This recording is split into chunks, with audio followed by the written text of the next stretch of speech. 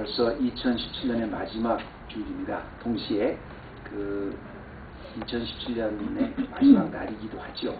그러니까 지금 오늘 이 순간이 지나면 그야말로 우리가 알고 있는 2017년이라는 세월은 역사의 경점으로 사라지죠. 다시는 만나볼 수가 없습니다. 근데 우리가 이렇게 연말 12월 달을 맞으면 항상 한 해를 쭉 돌아보는, 과연 내가 한 해 동안에 얼마나 잘 달려왔는가를 돌아보는 회고 시리즈를 하는데요.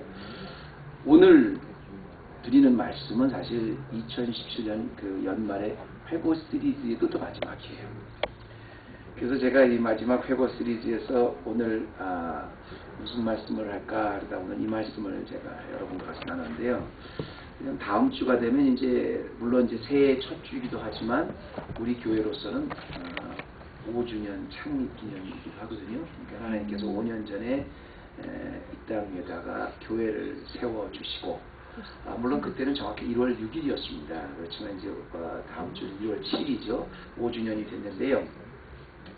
5년 전에 세워주신 창립 기념 주일이기 때문에 저희가 5년 전에 하나님께서 이 땅에 헤브론 교회라는, 그야말로 우리에게 교회라는 신분을 주셔서 정신없이 쭉 달려왔던 5년이었습니다. 그래서 이 시간에는 저희가 마지막 회고 시간이니까 우리가 2017년에 회고만 할 뿐 아니라 정말 2013년부터 쭉 이렇게 달려오게 하셨던 순간을 한번 근본적으로 다시 회고해 봤으면 좋겠어요. 왜냐하면 저희가 사실 이런 회고를 할 때마다 그런 생각이 들어요. 저희가 5년 동안에 쭉 하나님이 축복해 주셔서 잘 그 길 걸어왔는데, 처음에 하나님이 우리를 교회로 세워주셨을 때 저희가 아마 제가 여러분에게 우리 교회가 세워지고 나서 그런 도전을 많이 했을 겁니다.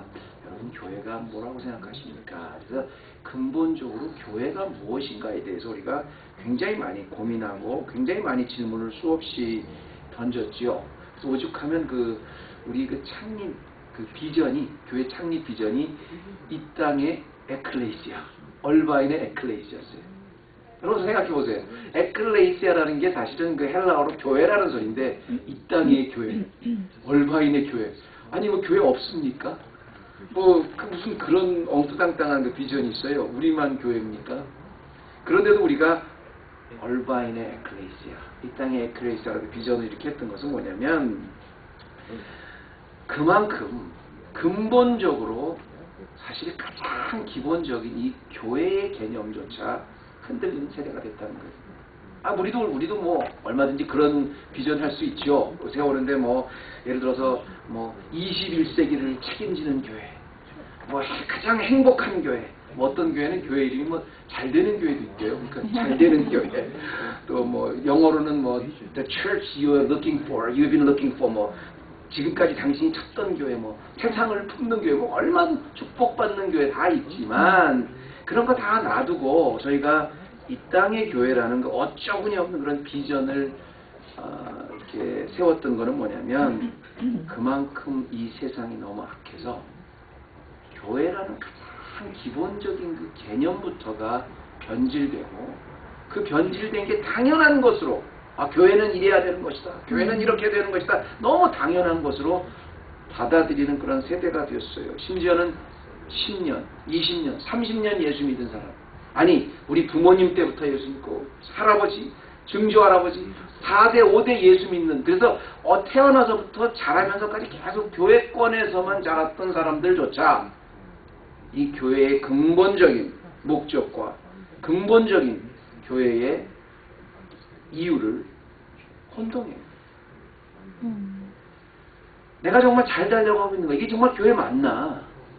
거기에 대해서 변질된 게 마치 정상인 것처럼 그렇게 변한 세상이 되지 않았습니까? 그래서 제가 오늘 본문도 이 사도행전 9장 1절에서 9절로 다시 봤어요. 왜냐하면 이 본문은 여러분이 너무 잘 아시다시피 사도 바울이 사울이었을 때 그 다메섹으로 가는 도중에 예수님을 만난 사건 아닙니까? 저는 아마 이 사건을 가지고 여러 시각에서 아마 몇십 번은 설교를 했던 것 같아요. 근데 왜냐하면 또 그만큼 그 소재가 많은 그 설교의 소재가 많은 이 본문이 이 본문이에요. 심지어는 뭐 어떤 사람한테 그 심리적으로 봐도 이 사건은 그 심리적으로 접근할 수 있고 신학적으로 또 봐도 이 사건을 접근할 수 있고 하여튼 굉장히 살펴볼 수 있는 그 사건이 굉장히 많은 그 본문이 오늘 본문인데요. 제가 오늘 왜 이 본문을 12월 마지막 주일 회고 시리즈의 마지막 시간에 여러분과 나누기 원했냐면 사울이 그랬거든요. 사울이 다메섹 도상으로 가다가 예수님을 딱 만난 순간에 근본적으로 자기 인생관이 바뀌었어요. 왜냐하면 지금까지 사울은 다메섹 도상으로 가는 도중까지도 너무너무 그야말로 의기양양했었고 확신에 찼었고 자기가 옳은 일을 했다고 생각하고 당연하다고 생각하고 쭉 달려왔던 겁니다. 그냥 사울이 그냥 습관적으로 한 것이 아니라 하나님의 백성은 이렇게 살아야 돼. 하나님의 사람은 이렇게 살아야 되면서 그냥 의무적으로 이렇게 살고 기독교인들을 핍박하는 것이 자기에게 맡겨진 사명인 줄 알고 예루살렘에서 스데반을 죽이고 또 저 다메섹에 있는 그 기독교인들을 예루살렘으로 끌고 와서 또 죽이려고 의기양양하게 조금도 거침없이 그냥 가고 있었던 중이었거든요. 이게 자기가 받은 사명인 줄 알고 그렇게 지금까지 살았어요. 근데 주님을 딱 만나고 나서 제일 변한 게 뭐예요? 내가 잘못 가고 있었네. 내 인생의 스피드는 남보다 빨랐고 내 인생의 스피드는 굉장히 파워가 있었는데 전혀 엉뚱한 방향으로 내가 가고 있었네. 근본적으로 잘못. 나는 하나님을 위한다고 했었는데 내가 하나님을 핍박하고 있었네. 이걸 깨달은 거예요. 우리가 3대, 4대째 예수를 믿은 난 교회권에 자라서 교회에 대해서 너무 잘 알아. 교회는 이래야 돼. 내가 알고 있는 지식, 내가 알고 있는 그런 스탠더드로 교회는 이래야 돼. 예수 믿는 사람은 이래야 딱 그랬던 것이 마치 주님이 우리에게 깨달음을 주셔서 내가 지금까지 잘못 살아왔네. 바울이 다메섹 도상에서 예수님을 만난 이 사건은 바울에게 너무너무 중요한 사건이었어요. 그야말로 바울 일생의 전환점이 됐던 사건이 됐습니다. 그렇다면 한 해를 마무리하는 이 시간에 우리를 2017년을 쭉 돌아보면서 한번 우리도 차분하게 한번 생각해 보십시다. 5년 전에 우리를 하나님께서 우리에게 교회라는 그 신분을 만들어 주시고 세상에서 뽑아서 교회로 만들어 주셨는데 과연 내가 교회로서 잘 달려왔는가, 그걸 한번 우리가 점검해 보자는 것입니다. 특별히 우리가 2017년에 달려왔던 순간순간에는 정말 그 교회로서 잘 달려왔는가를 한번 회고해 보기 원하는데요. 그렇다면 우리가 사도 바울의 이 말씀을 통해서 무엇을 회고해 봐야 되냐면, 첫째는 2017년을 이렇게 쭉 돌아오면서 나를 굉장히 좌절하게 하고 나를 쓰러지게 만든 순간이 있었습니다. 그런데 주님의 안에서 그 순간을 보면 그 순간이 너무 축복된 순간이었다는 것을 여러분 깨달아야 돼요. 여러분 2017년을 한번 가만히 보세요. 내가 가장 어려운 순간이 뭐냐. 내 육체적으로 굉장히 약했던 순간도 있고, 내 자녀가 나의 말썽을 부렸을 때도 있고, 내 직업이 어려웠을 때도 있고, 내가 물질적으로 어려웠을 때도 있고, 관계에서 내가 어려운 순간도 있었는데, 그래서 내가 쓰러질 수밖에 없는, 넘어질 수 없는 그런 순간이 수도 없이 많았어요. 근데 그걸 가만히 지금 해보해 보니까 그게 사실은 주님 안에선 참 축복의 순간이었구나. 그걸 지금 깨달아야 된다는 거예요. 이해가 가기 전에. 이 첫 번째 포인트가 왜 회고냐면, 결론부터 말씀드리면, 여러분은 그 2017년에 동안에 있었던 쓰러짐과 넘어짐, 그리고 좌절함, 실망 때문에 사실은 하나님한테 더 가까이 갈 수 있고 진리를 더 깨달을 수 있는 길을 왔다는 거예요. 제가 그걸 증명해 드리겠습니다. 쉽게 말하면 나에게 그런 넘어짐이 없었으면 성령님이 나를 바른 길로 인도할 수가 없었다는 거예요. 그러니까 아주 쉬운 말로 다시 설명드리면, 내가 바울과 같이, 사울과 같이 다른 방향의 잘못된 길로 가고 있었는데 성령님께서는 그 쓰러짐을 통해서 나를 올바른 길로 다 옮겨놓는 과정이었었다는 겁니다. 그걸 이 시간에 연말에 우리가 회고해 봐야 되는데 우리 3절 말씀 한번 볼까요? 예, 3절 말씀에 보면 이제 바울이 1절 말씀부터 보십시다. 예, 바울이 이제 제자들을 대해서 아주 뭐 살기가 이건 대제사장에 가서 그 2절 회당에 갈 공문을 정한 건 뭐냐면 이제 이미 예루살렘에서 스데반을 죽였어요. 스데반을 죽이는데 앞장서고 나서 이제 다시 예루살렘 궁에 가서 공문을 좀 써주십시오. 지금 내가 스데반을 죽였지만 저 다메섹에 있는 기독교인들 또 예루살렘을 끌고 오겠습니다. 그리고 앞장서 지금 가겠다는 거예요. 근데 사울이 행하여 다메섹에 가까이 가더니 호련히 하늘로 빛이 저를 둘러 비쳤다 그랬죠. 그래서 다메섹으로 여러 사람을 데리고 의기양양하게 또 사람을 죽이려 가는데 갑자기 하늘로부터 빛이 쫙 비치는 거예요. 하늘로부터 빛이 비치는데 그 다음 절에 보면 참 재밌는 말이 나오는데 땅에 엎드려져 들으네 이런 말이 나와요. 그리고 이제 우리가 잘 아는 소리가 있어 갈 때 사울아 사울아 이게 나오는데 의기양양하게 다메섹으로 가는 도중에 하늘로부터 호련히 빛이 오면서 He fell to the ground. 그러면서 and heard a voice 그랬거든요. 그게 갑자기 땅에 떨어졌는데 이제 이런 겁니다. 사울이 여기 앞에 있고 사울을 따르는 사람들이 이제 기독교인을 핍박하러 의기양양하게 가는데 갑자기 하늘로부터 빛이 쫙 떨어졌어요. 떨어지고 나니까 바울 주변으로 이렇게 둘러 비치고 나니까 갑자기 땅이 엎드러졌는데 이거 무슨 빛이지 하면서 바울이 이렇게 잠깐 자기 스스로 앉았다는 게 아니라 빛이 비치는 순간 사울을 둘러 향해서만 비치는 바로 그 순간에 바울이 그 앞에 꼬꾸라졌다는 겁니다. 이거는 원래 뜻이 그냥 쓰러졌다는 게 아니라 그냥 자기 자발적으로 넘어졌다는 게 아니라 불가항력적인 힘에 의해서 자기가 어쩔 수 없이 무릎을 꿇을 수밖에 없었다는 거예요. 자, 여러분 이게 왜 중요하냐면요. 성령님께서 바울을 다메섹으로 가는 도중에 바울을 강한 빛과 음성으로 쓰러지지 않을 수 없게 그 앞에 엎어지지 않을 수밖에 없다 그랬는데 이게 왜 중요하냐면 사실 사울이라는 사람이 여러분 다메섹으로 갈 때 사울의 그 모습을 한번 떠오르세요. 첫 번째 떠오르는 이미지가 뭡니까? 사울이 맨 앞에 있어요. 그리고 뒤에 막 그 사울을 따라가는 이제 기독교인을 핍박하러 따라가는 그룹들이 있었어요. 그 사울을 우리가 떠오르면 제일 먼저 떠오르는 이미지가 여러분 뭡니까? 그렇죠. 스데반 죽였어요. 스데반을 죽이고 가는데 아니 캐릭터로 말하면 살기 등등했죠. 살기 아주 뭐 자신감. 이게 좋게 말하면요. 그러니까 한마디로 말하면 강함입니다. 아주 강한 사람이에요. 좋게 말하면 아주 똑똑하고요. 나쁘게 말하면 참 못되고 그야말로 잔인한 사람 아닙니까? 어쨌든 그래도 사람이 죽었는데 자기가 죽였는데 죽고 나서는 사람이 좀 위축이 돼야 되잖아요. 근데 그 죽음을 보고도 또 더 독이 나서 다른 사람을 죽이러 의기양양하게 맨 앞장서 가는 거예요. 얼마나 의기양양해요. 우리 집사님 말씀하실 때 이미 스데반을 죽였거든요. 근데 죽이고 나서도 전혀 망설이지 않고 의기양양하게 다메섹으로 가고 있었어요. 그야말로 이 사울의 캐릭터를 우리가 본다면 가해자든 피해자든 간에 양쪽에서 모두 참 대단한 사람이다.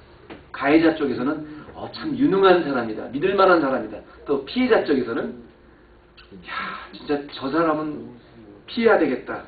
아주 극과 극 냉혈한 이렇게 어떤 의미로도 양쪽에서 강한 사람이라고 평가를 받았던 사람인데 그런 사람이 그렇게 의기양양을 하다가 한 번도 만나보지 못한 사람의 음성을 듣고 지금까지 일생에 한 번도 들어보지 못하는 음성을 듣자마자 그 자리에 엎드려졌어요. 그리고 주여 뉘시니까 꼬꾸라졌어요. 아니 그 압도적인 빛의 힘과 그 압도적인 목소리 앞에 자기를 fell to the ground 자기를 엎드려지게 했어요. 이거는 뭐예요? 성령님께서 도저히 사울이 의기양양하게 자기의 길을 가는 걸 꺾지 않으니까 강압적인 힘에 의해서 압도적인 힘에 의해서 그를 무너뜨리신 거예요. 그를 그렇게 만나주신 거예요. 이 쓰러뜨림을 통해서 돌이키게 하신 거예요. 물론 사울의 입장으로 봐서는 사울이 무릎을 꿇을 사람이 아니죠. 모르는 사람한테 가면 자기 데려갔던 그 그룹 앞에서 갑자기 무릎을 꿇고 땅바닥에 엎드려서 겸손한 사람이 아니잖아요. 그러니까 창피했겠죠.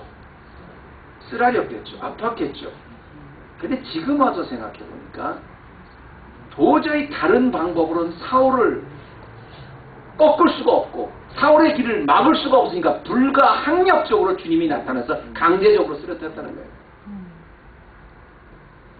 그래서 다시 올바른 길로 잡아주셨던 거예요. 제가 지난주에 우리 교회 청년이 신앙 상담을 좀 해달라서 만나서 몇 시간 동안 계속 이렇게 교회에서 이렇게 쭉 신앙 상담을 좀 했습니다. 그러니까 쉽게 말하면 이제 그 학생의 질문은 그거예요. 그러니까 자기가 굉장히 좀 새로운 곳에 가서 막 이렇게 갈등이 되는데 확실한 체험을 이제 하고 싶고 정말 어떤 분명한 것을 좀 알고 싶다. 그러니까 진리에 대한 목마름이 너무 많이 고민하지 않습니까? 그래서 제가 그랬어요. 한국말에 그런 말이 있다. 깡패들이 쓰는 말에 이제 형님이 깡패 그룹의 형님이 이제 뭘 시킬 때 말을 안 들으면 너 맞고 올래 그냥 올래 이런 말이 있다. 맞고 올래 그냥 올래 그냥 오면 아주 편하고 어차피 너는 오게 돼 있어. 근데 네가 끝까지 버티면 하나님이 강한 힘으로 그걸 끌어진다는 거예요. 그래서 어떤 사람은 하나님께서 만나 주실 때 사실 책을 읽다가 그 책 속에서 리딩을 하는 가운데 계속 리딩을 좋아하는 사람을 리딩하는 가운데 이성적으로 만나주는 때가 사람이 있어요. 어떤 사람은 또 굉장히 아파가지고 병이 고침을 통해서 하나님을 만나는 사람이 있어요. 또 캐리스메릭한 사람 또 이렇게 어떤 캐리스마틱 은사를 통해서 하나님 만나는 사람이 있어요. 어떤 사람은 환경을 통해서 친구를 통해서 주님을 만나게 하는 사람이 있어요. 또 어떤 사람은 사울과 같은 사람 어떤 것도 통하지 않으니까 아예 그냥 강한 빛이 그를 쓰러뜨려서 눈을 멀게 하셔서 그래서 만나는 사람이 있어요. 중요한 건 뭐냐면 맞고 올래 그냥 올래 어떤 상황이든 주님의 손에서는 자기가 말을 안 들으면 끌어오신 주님의 손길이었었고 꺾게 해주신 주님의 터치였었다는 거예요. 그러니까 지금 생각해보면 내가 2017년에 걸어왔던 넘어졌던 것도 잘못 가고 있을 때 바른 길로 다시 올바르게 고쳐주시는 주님의 손길이었으니까 축복이었다는 거예요. 그걸 깨달았습니다. 두 번째입니다. 우리가 2017년을 회고하면서 또 하나 우리가 깨달을 건 뭐냐면 또 지난 1년 동안 아니 지난 5년을 쭉 교회로서 우리가 달려오면서 우리 삶의 꿈이 얼마나 변했냐는 겁니다. 나 한 사람의 꿈이 내가 얼마나 변했나가 아니라 내가 교회로서 헤브론 교회로 살아가는 나의 삶의 목적 자체가 얼마나 옛날에는 내가 교회가 아닐 때는 내가 원하는 야망이 있었어요. 내가 원하는 비전이 있어요. 그걸 쫓아서 갔는데 이젠 교회로 만들어주시고 나서는 과연 내 삶의 목표, 내 인생의 궁극적인 꿈이 얼마나 변했냐는 거예요. 여러분 교회는 분명히 제가 말씀드리지만 주님만이 주인이시고 주님이 세워주신 주님의 것입니다. 그러니까 여러분 하나하나가 다 교회의 몸인데 여러분이 다 여러분 게 아니라 주님이 머리시고 그 머리에 따라가는 움직이는 여러분 지체들이에요. 그러면 내가 아무리 아무렇게 야망 있게 내가 멋있게 살고 그랬다 그러더라도 내가 주님이 원하시지 않고 주님이 기뻐하시지 않은 건 아무 소용이 없는 거예요. 교회로서 의미가 없는 거예요. 내가 원하는 게 아니라 주님이 나를 통해서 원하는 게 뭘까? 내가 바라는 게 아니라 주님이 나를 통해서 오는 게 뭘까? 세상 사람들같이 내가 돈을 쫓아가는 게 아니라 내가 주님을 쫓아가는데 주님이 나에게 원하는 삶이 뭘까? 그 얘기는 뭐냐면 내가 꾸는 꿈이 있지 않습니까? 새해가 이제 다음 주에 될 텐데 내일부터 새해 그 꿈이 될 텐데 그 꿈이 내가 바라는 그런 꿈이 아니라 주님이 바라는 꿈이 아니에요. 그걸 점검해 봐야 되는 거예요. 그걸 점검해 보라는 것입니다. 자, 오늘 이 말씀에 땅이 엎드려섰다 그랬죠? 엎드려섰습니다. 근데 소리가 들리니까 소리와 그 음성과 하늘에서 비춰오는 그 압도적인 힘 앞에 넘어졌는데 그 다음에 무슨 소리가 들리냐면 사울아 사울아 내가 어찌하여 나를 핍박하느냐 그랬거든요. So why do you persecute me? 그래요. 지금 바울이 누구를 핍박하러 가는 겁니까? 교회를 핍박하러 가는 거잖아요. 기독교인을 핍박하러 가는 거잖아요. 기독교인을 죽였잖아요. 그리고 기독교인을 또 죽이러 가는 거잖아요. 너 왜 내 제자들을 핍박하느냐? 너 왜 내 교회를 핍박하느냐? 너 왜 내 교인들을 핍박하느냐? 너 왜 크리스찬들을 핍박하느냐? 그렇지 않으셨어요, 주님이. 바울은 지금 스데반을 죽이고 또 제2의 스데반을 죽이러 가는데 왜 나를 죽였느냐? 왜 나를 핍박하러 가느냐? 이렇게 말씀하셨어요. 기독교인들, 즉 교회와 주님을 동일시 보고 있었습니다, 주님. 여러분, 이 말씀이요, 저는 볼 때마다 참 사명감을 느끼는 게 뭐냐면, 첫째는 뭐냐면 우리가 교회로서 정말 소중한 존재들이구나. 주님이요, 나를 주님의 몸으로 똑같이 그냥 컨시더하고 계신 거예요. 이 말은 뭐냐면 또 내가 다른 교인들, 다른 성도들, 다른 사람들을 핍박하고 힘들게 하면 누구를 핍박하는? 주님을 핍박하는 거예요. 그러니까 우리 세상 사람들이 우리를 못살게 본다 그러면 여러분 기도 그렇게 하세요. 너 진짜 내 뒤에 누가 있는 줄 알아? 내가 누구 몸인 줄 알아? 주님이 노여워하시는 거예요. 주님한테 고자질하세요. 더 이상 자기가 아니라 바울은 이때 들 때 무슨 깨달음을 얻었냐면, 자기가 지금까지 달려왔던 길은 굉장히 멋있는 길같이 보이고 옳은 길처럼 열었어요. 그리고 자기의 꿈이 굉장히 대단한 것처럼 보였어요.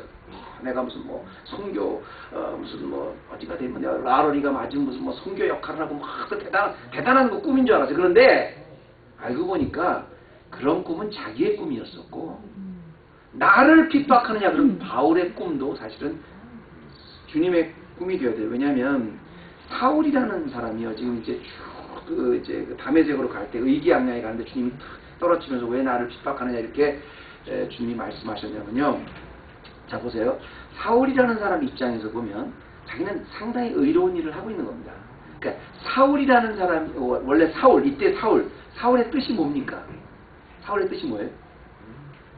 빼앗는 자란 소리예요. 움켜졌다는 소리예요. 그러니까 뭐든지 일단 사울이요, 자기가 원하는 거에 대해서는 반드시 이루었던 사람이에요. 의지의 그야말로 그 유대인이었었어요. 의지의 한국인이 아니라 의지의 유대인이 사울이었었는데, 아주 자기가 움켜쥐고 싶은 것, 그런 야망에 대해서는 이유 여하를 막론하고 반드시 이루었던 사람입니다.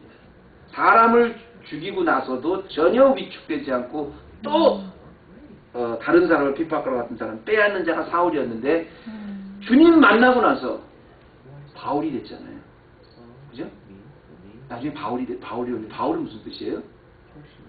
작은 자란 소리입니다.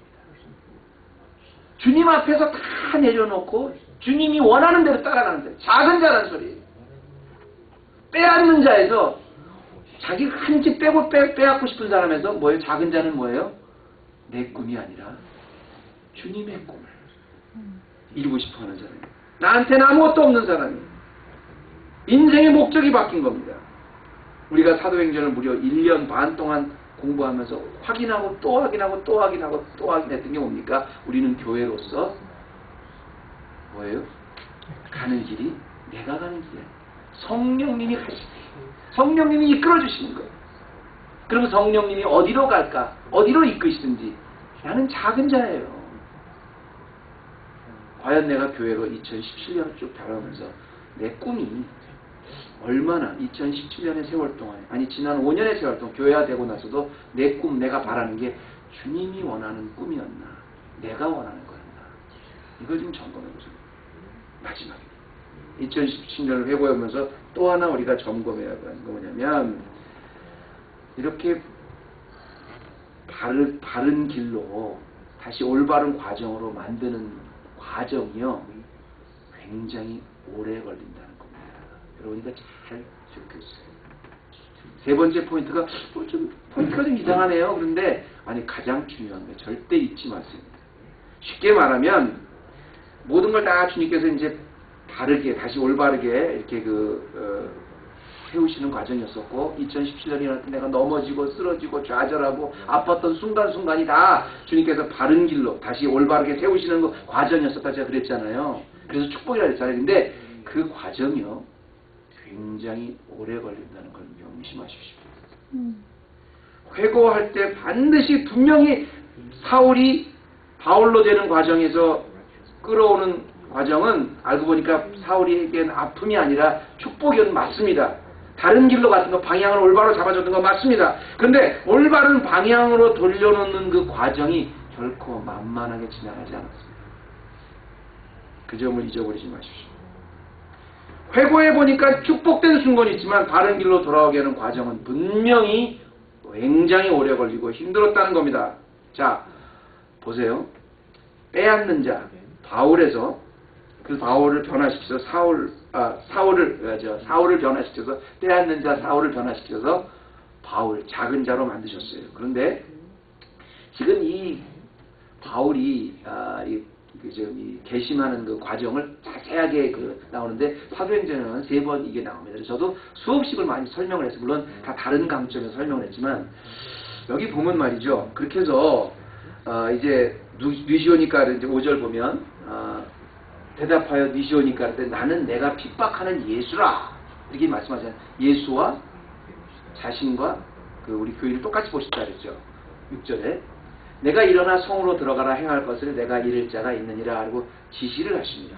그러니까 가던 길을 딱 막아서 사울을 이제 내가 지시하는 땅으로 가라 이렇게 하는데요. 7절에 같이 가던 사람들은 소리만 듣고 아무도 보지 못하여 말을 못하고서 그래서 이건 사실 그때 소리도 있었고 빛도 있었지만 바울을 쓰러뜨리기 아주 그 바울에게 특화된 그런 체험이었었습니다. 그 빛과 소리가 다른 사람들은 무슨 건지 잘 몰랐어요. 8절 사울이 땅에 일어나서 눈은 떴으나 아무것도 보지 못하고 사람의 손에 끌려 다메섹으로 들어갔다. 이 순간에 바울이 어떤 일이 그냥 제가 영적으로 심볼라이즈한 게 아니라 육체적으로 장님이 됐습니다. 눈이 감겼어요.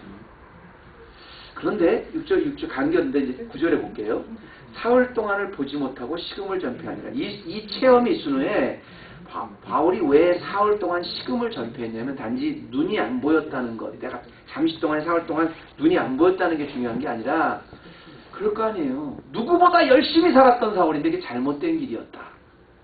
얼마나 자기 인생에 회의가 생겼어요. 내가 정말 뭐 한 거야?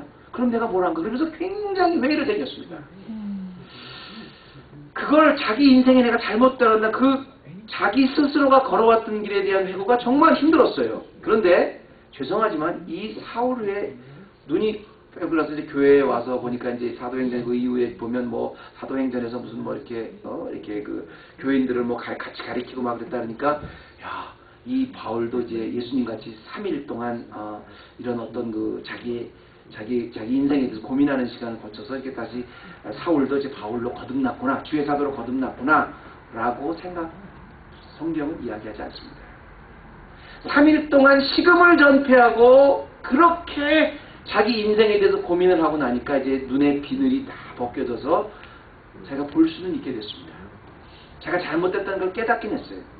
그렇다고 사도가 되지 않았습니다. 하나님께서는 이 사울을 아라비아로 보내요. 아라비아 사막으로 보내요. 그래서 원래 사울은 이제 다른 사도하고는 틀리게 바울은 다른 사도들보다 예수님을 3년 동안 이렇게 따라다녔지만 바울은 그의 생전에 예수님을 직접 만나본 적이 없잖아요. 그러니까 예수님이 3년 동안 바울에게 말씀을 합니다. 우리 그 다음 좀 볼까요? 그 다음. 여기 보면 또 나보다 먼저 사도된 자들을 만나려고 예루살렘으로 가지 아니하고 오직 아라비아로 갔다가 다시 다메섹으로 들어갔노라. 지금 이 체험이 있은 후에 아라비아 광야에 가서 3년 동안 성령님께서 바울을 훈련시키십니다. 사울에서 바울 되는 과정을 큰 체험을 했다고요. 그냥 금방 오버나이트 시킨 게 아니라 3년 동안이나 시켰어요. 3년 동안 이 광야에서 이 훈련을 시켰습니다. 그런데 3년 동안 다 훈련을 시키고 나니까 그 다음부터 이제 바울이 사도가 돼서 가는 곳곳마다 1차, 2차, 3차, 4차 전도여행에 가장 교회 지도자로서 막 날렸다. 성경은 그렇게 얘기하지 않습니다. 가는 데마다 핍박이 있었고 가는 데마다 어렵지만 그런 건 괜찮았어요. 내가 얻어맞고 쓰러지고 매맞고 그런 건 다 주님을 해서 기쁘게 이 순간부터 3년에 할 수 있어요. 그런데 정령 교회 안에서는 그를 사도로 인정하지 않았습니다. 사도로 인정하지 않아가지고요. 고린도서에 보면 너무너무 가슴 아픈 방문에서 그가 비로소 이렇게 3일 동안 식음을 전폐한 훈련을 거쳐서 또 3년 동안 아라비아 광야에서 이런 어려움을 거쳐서 다시 그래도 얻어맞으면서 핍박당하면서 그렇게 자기가 전도할 때 그래도 교회 내에서 자기가 사도로 인정을 받을 때까지는 또 몇 년이 걸린지 아십니까? 한번 안 넣으세요. 한 몇 년? 30년? 상당히 크게 나오네. 한 대충 한번 생각하세요. 몇 년? 그러고는 굉장히 비슷합니다. 14년이 걸리는데요. 왜 10년이 걸리고 다음 주에 보세요. 또 나보다 먼저 된 예. 여기에 요것도 다음 절이에요. 예. 죄송합니다. 예. 14년 후에 내가 바나바와 함께 디도를 데리고 다시 예루살렘, 자기가 그 이후에도요, 예루살렘에 14년 후에 다시 바나바와 예루살렘에 이제 갈 수 있었는데요. 그나마 가서도 그 다음 절에 보면 사도가 만나주지도 않고 야고보 사도하고만 교제를 하고 왔어요. 근데 이게 과연 그 3년 동안 있었던 그 바울이 3년 동안 있었던 그 훈련 기간에 14년이 포함된 거냐 이렇게 말하는 사람도 있고, 또 아니다 그거 말고 그 이후에 14년이 더 걸렸다 이렇게 말하는 사람도 있어요. 둘 다 맞아요. 정확한 건 몰라요. 그러나 분명히 그렇게 맞다면 17년이 걸렸습니다. 그 이후에 그런 개정사건 후에 그렇게 자기 인생에 대해서 갈등하고 고민하고 자기가 교회로 만들어줬으면, 교회 내가 이제 하나님의 백성으로 내가 교회구나. 그래서 하나님이 그렇게 그런 3일 동안을 식음을 전폐하는 과정을 거쳐서 다 자기를 벗겨주셨으면 사용하셔야 될 거 아니에요. 근데 다른 건 몰라도 교회에서 다른 것은 참겠고 핍박은 참겠고 어려움은 참겠고 욕먹는 건 참겠는데 교회 안에서 그걸 사도로 인정하지 않는 거예요. 근데 그게 무려 17년이 걸렸어요. 그때 바울에게는 회고하면서 갈등이 없었겠습니까? 아니 그러나 하나님 나를 왜 부르신 걸까?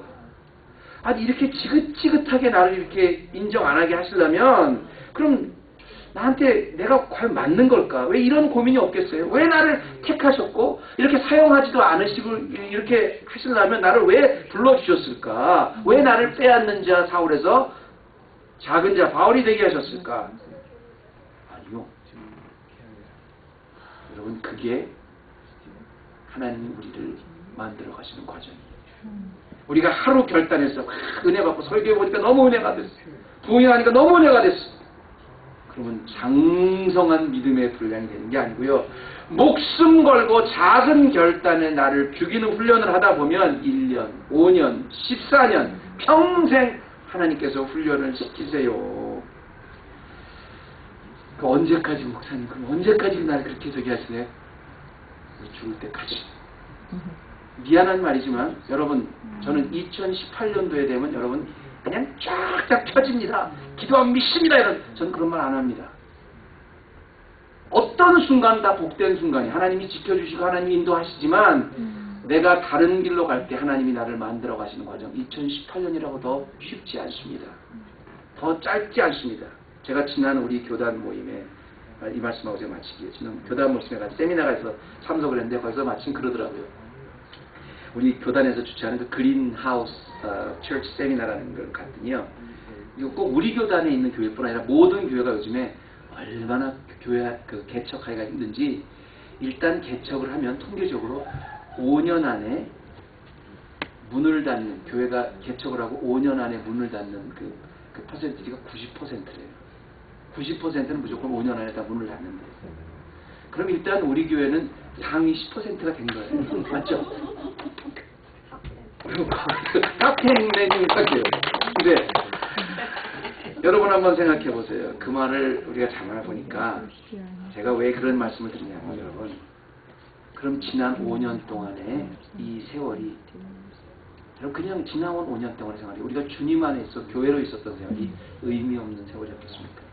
제가 여러분한테 그런 말씀 드렸어요. 제가 목사로서 솔직히 말씀드리지만 정말 너무너무 감사한 거는 제가 그 처음 여러분을 만났을 때 다 기억하는데 그때와 지금과 여러분 교회를 보는 관점이나 신앙의 성숙도나 이런 게 너무너무 달라지셨습니다. 제가 너무너무 그게 감사해요. 제가 그 말씀 한번 드렸죠. 여러분 진짜 그때 같지 않아요. 더 신앙도 성숙해지시고 교회를 보는 관점도 성숙해지고 말씀을 보는 그 관점도 너무 아주 깊어지셨어요. 그런데 그걸 바꾸어서 말하면 모르겠어요. 내가 오늘 2017년의 맨 마지막 주일, 오늘 바로 이 순간 내가 이만한 모습으로 있는 것 자체, 요만한 정도로 성숙해지는 것 위에서도 5년이라는 세월이 걸렸어요. 아닙니까? 바라기는 헤브론 교회 성도 여러분, 우리가 오늘 2017년의 마지막 주일 예배를 드리면서 우리가 2017년을 회고해 보니까 너무 어려웠던 순간도 많았습니다. 더 힘들었던 순간도 많았어요. 그런데 그게 지금 와서 가만히 보니까 다 올바르게 다시 세워주시는 하나님의 축복된 순간이었습니다. 2018년에는 그 하나님, 함께 하신 하나님, 나를 향하신 하나님의 꿈에 와서 언제나 어느 순간이나 내가 어떤 환경에 나를 이끄신다고 해도 바로 그곳이 주님이 계시고 주님이 함께 하신 곳에서 나의 모든 삶이 다 천국이 되는 그런 놀라운 2018년이 되기를 주님의 이름으로 축원합니다. 하나님 감사합니다. 우리가 2017년을 가만히 회고해보니 너무 어려운 순간이 많았습니다. 쓰러진 순간이 많았습니다. 참 좌절하고 싶은 순간이 많았습니다. 그런데 그것은 바르게 세우시는 하나님의 과정이었음을 알고 감사드립니다. 앞으로의 길도 주와 함께 할 수 있도록 도와주시고 주 안에서 승리하는 우리 헤브론 교회 되게 하여 주옵소서. 예수님의 이름으로 기도드립니다.